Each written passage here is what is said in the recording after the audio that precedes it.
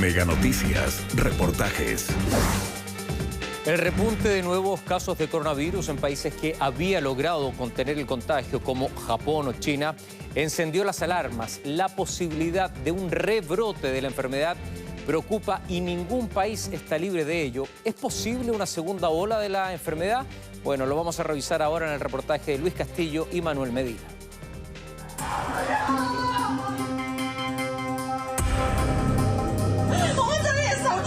Es el recuerdo de los peores días de la pandemia de coronavirus en China.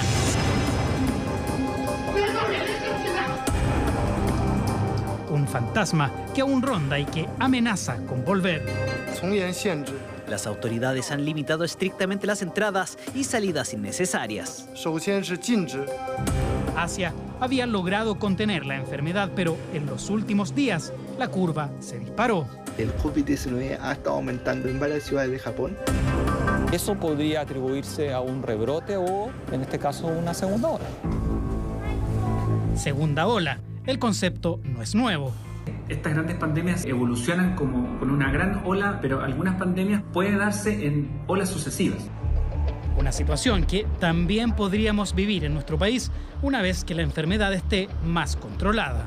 Como las medidas van a estar más relajadas, podría ser que ocurriera un segundo brote de la enfermedad en Chile.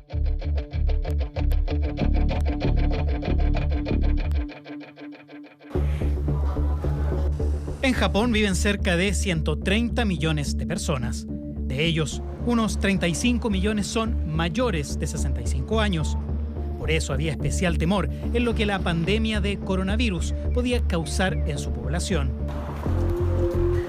El primer caso de contagio se confirmó el 15 de enero, pero la emergencia no pasó a mayores. Japón era un ejemplo para el mundo.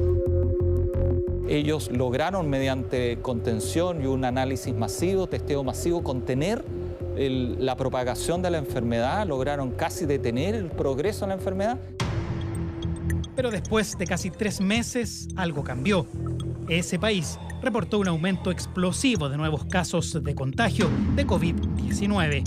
Más de 2.000 infectados en una semana. Todavía no ha alcanzado su punto máximo. Las condiciones iniciales del brote en la ciudad de Nueva York fueron muy similares a las de Tokio, pero es demasiado pronto para decir que lo mismo sucederá aquí. Tras varias semanas y días donde el COVID-19 ha estado aumentando en varias ciudades de Japón, lo que se ha llamado un poco el rebrote de la enfermedad acá en este país, luego de que estuviera bastante constante en los primeros meses, el gobierno japonés y el primer ministro Shinzo Abe han declarado estado de emergencia. ¿Qué ocurrió? ¿Cómo fue que Japón pasó de ser un modelo de contención de la pandemia a hoy estar en alerta?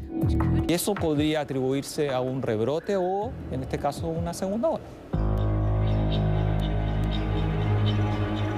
Si revisamos la historia de las grandes pandemias del mundo, nos resulta difícil darse cuenta que el concepto de segunda ola no es desconocido. Registros del siglo XIV hablan de varias oleadas de la peste negra por Europa. Lo mismo ocurriría tras la Primera Guerra Mundial en 1918 con la llamada gripe española, que mató a más de 50 millones de personas en todo el planeta.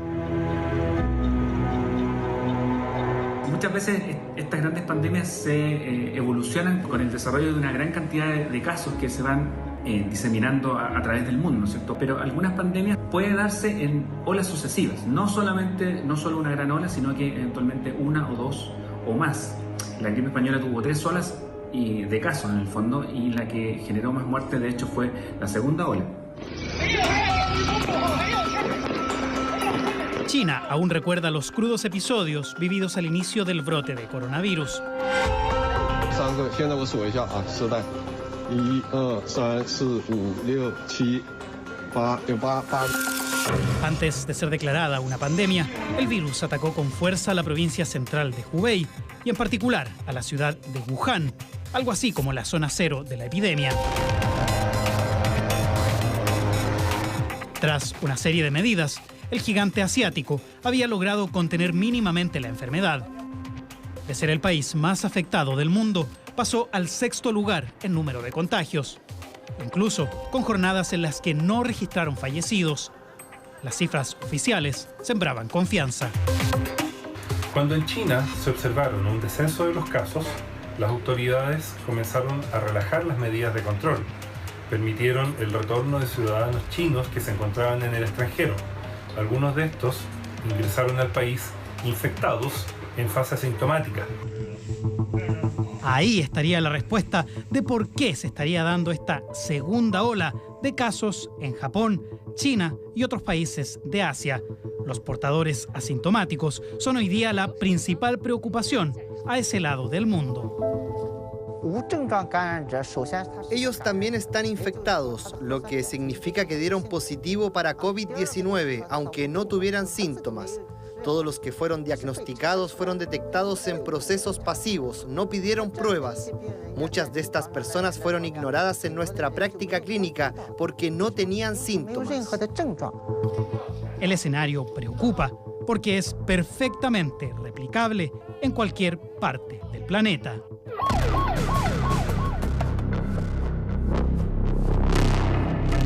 A principios del año 2003, los densamente poblados países de Oriente siguieron con extrema preocupación el desarrollo de la primera epidemia mortal provocada por un tipo de coronavirus. Se trató del síndrome respiratorio agudo severo, más conocido como SARS.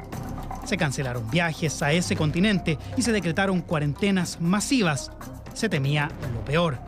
Pero a menos de un año de la aparición, el SARS estaba contenido. El virus se había extinguido.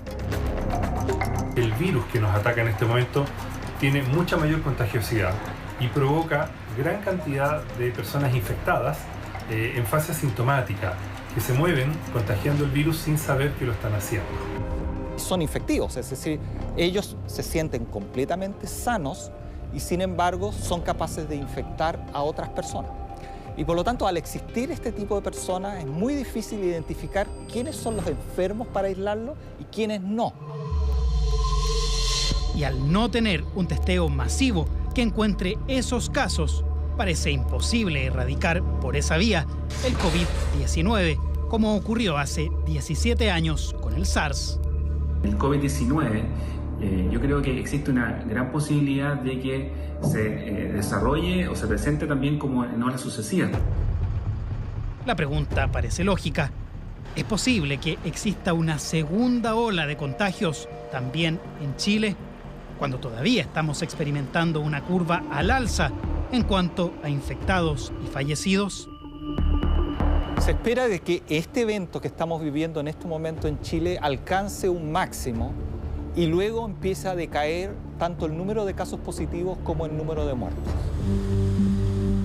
Y en ese momento, tal como ha pasado en otros países, las medidas de control debieran comenzar a flexibilizarse para retomar la normalidad. Ahí es cuando los portadores asintomáticos podrían diseminar nuevamente la enfermedad. En este primer evento, no todas las personas se van a infectar. Posteriormente, cuando se relajen las medidas de contención, esas personas se pueden infectar también con el coronavirus. Y como las medidas van a estar más relajadas, podría ser que ocurriera un segundo brote de la enfermedad en Chile. Podría. Efectivamente, y tal como el verbo lo indica, ese escenario es condicional. Lo ideal es que el 100% contraiga la enfermedad lo más lento posible, ¿ya? Pero eso va a tomar años, ¿ya? Y mantener la situación en que estamos ahora en el país por un tiempo demasiado prolongado es inviable. Por eso, las medidas de contención deben ser tan bien pensadas y planificadas. Las personas que se han infectado y se han recuperado son personas que han desarrollado inmunidad. En la medida que una gran cantidad de las personas se infecten y se contagien, van a generar una inmunidad que es lo que llamamos inmunidad de rebaño. Mientras mayor sea la inmunidad en manada, menos probable que ocurra la segunda ola. La situación no se vislumbra positiva, salvo por un gran detalle que hoy tiene al mundo en una carrera desesperada: el desarrollo de una vacuna.